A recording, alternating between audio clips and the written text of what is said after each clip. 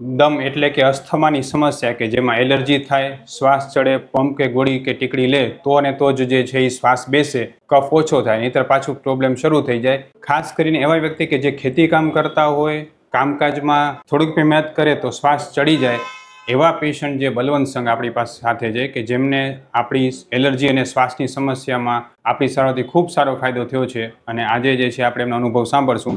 જય શ્રી કૃષ્ણ બલવંતભાઈ. જય શ્રી કૃષ્ણ. ક્યાંથી આવો છો બલવંતભાઈ તમે? હું બોટાદથી આવું છું. બોટાદથી. શું તકલીફ હતી દાદા તમને?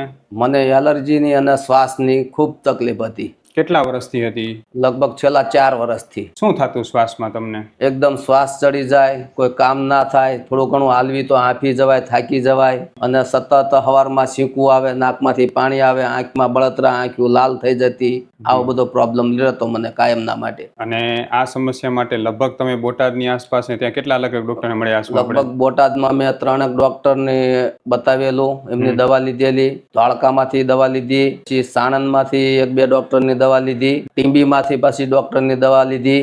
આ બધા ડોક્ટરોએ મને એવું કીધું કે તમારે હવે આનો કોઈ ઉકેલ ના આવે, તમારે કાયમી આ ટીકડી લેવી પડે એલર્જીની, અને પંપ લેવો પડે, કાયમ લેવો પડે. હા. લગભગ તમે જે છે એ કેટલા આશરે ડોક્ટરને મળ્યા હશો? આશરે લગભગ 6-1 ડોક્ટર ખરા. ઘણા બધા રિપોર્ટ કરાવ્યા? ઘણા બધા સીટી સ્કેન કરાયું, પછી એક્સરે કરાયા, બધા લોહીના રિપોર્ટ કરાયા, પેશાબના રિપોર્ટ કરાયા, તમામ રિપોર્ટ. કેટલો ખર્ચો કરી નાખ્યો છે કાકા? લગભગ 2 લાખ રૂપિયાનો ખર્ચો કર્યો. શું વાત કરો? 2 લાખ રૂપિયાનો ખર્ચો? 2 લાખ રૂપિયાનો. અને એના પછી ડોક્ટરે કેમ કીધું કે કાયમ આ ગોળીની ખાધા? કાયમ ગોળી લેવી પડશે.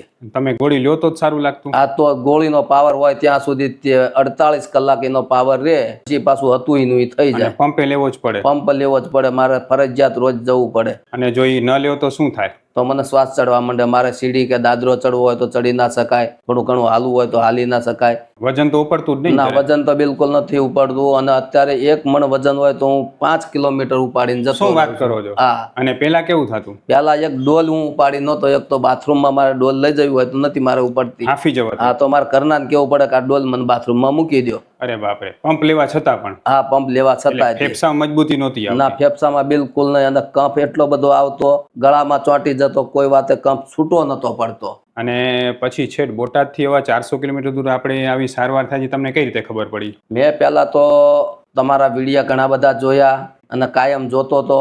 પછી એમાં મને થોડોક વિશ્વાસ બેઠો કે આમાં કંઈક સારું પરિણામ આવે એવું લાગે છે, એટલે મેં તમારી મુલાકાત કરી.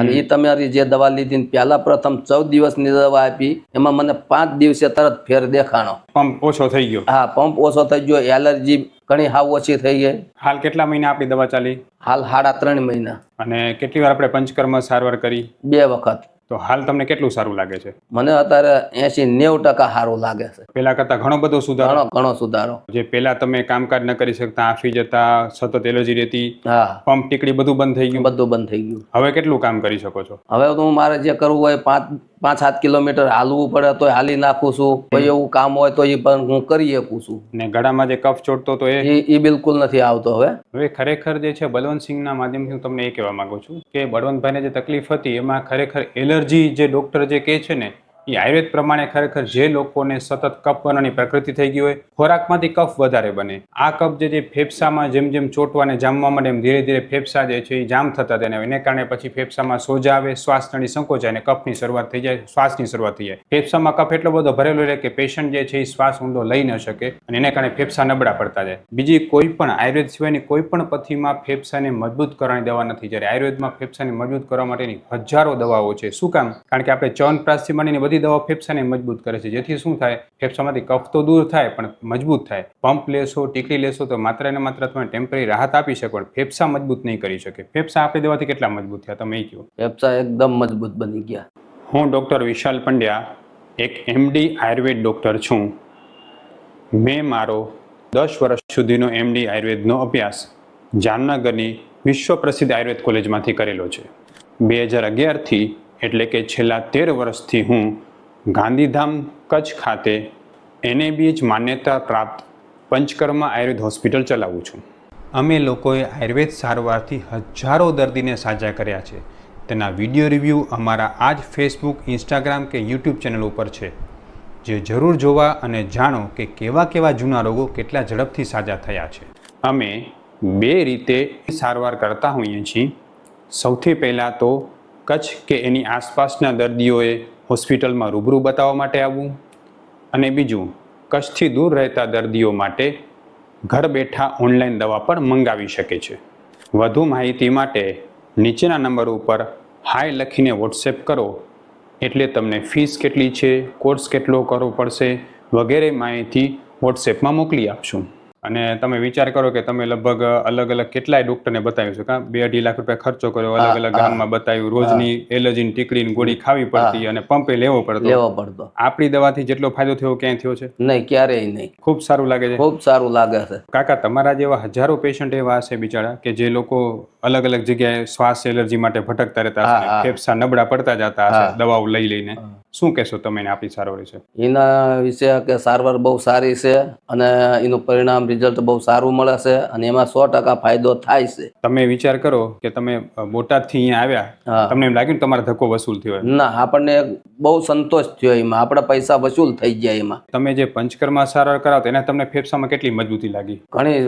2 વખત પંચકર્મ કરાવીમાં એકદમ સારામાં સારું રિઝલ્ટ મળ્યું. રિકવરી સારી આવી? રિકવરી એકદમ. હું તમને એ પણ એ જ કહેવા માંગુ છું કે તમે કોઈ પણ જગ્યાએ પંચકર્મ સારવાર કરાવો તો ડોક્ટરને ખાસ પૂછો. 3 પ્રશ્ન પૂછવાના કે સૌથી પહેલું આનાથી મને નબળાઈ નહીં આવી જાય ને, બીજું એ પૂછો કે આ સારવાર કરવાથી મને રોગ કેટલો ઝડપથી દૂર થશે, ને ત્રીજો પ્રશ્ન એ પૂછો કે મારા શરીરમાં સ્ફૂર્તિ કેટલી વધશે. કાકા, તમે તો ઉંમર કેટલી તમારી? મને 59 વર્ષ. બરાબર. હવે 60 વર્ષની ઉંમર છે, તમે પંચકર્મ કર્યું, તમને જરાય નબળાઈ લાગી? ના, બિલકુલ નબળાઈ નહીં. મને વધારે સારું લાગ્યું. હા, સ્ફૂર્તિ વધી. સ્ફૂર્તિ વધી શરીરમાં. હવે તમે બધા લોકો એમ કહેતા હોય કે આ દેશી દવા ગરમ પડે, તમને આપણી દવા ગરમ પડી? બિલકુલ ગરમ નહીં, કોઈ આડઅસર નહીં. મને તો એમાં એક બીજો મોટો ફાયદો થયો કે મારે જે પથરીનું હતું, મને ડોક્ટરે ઓપરેશન કરવાનું કીધું હતું, એ મને બિલકુલ પીડા મટી જાય. એમ ને? એટલે ખરેખર આયુર્વેદ દવા ગરમ નથી. જો તમારું નિદાન સાચું ન થાય ને તો જ તમને આયુર્વેદ દવા ગરમ પડી શકે છે.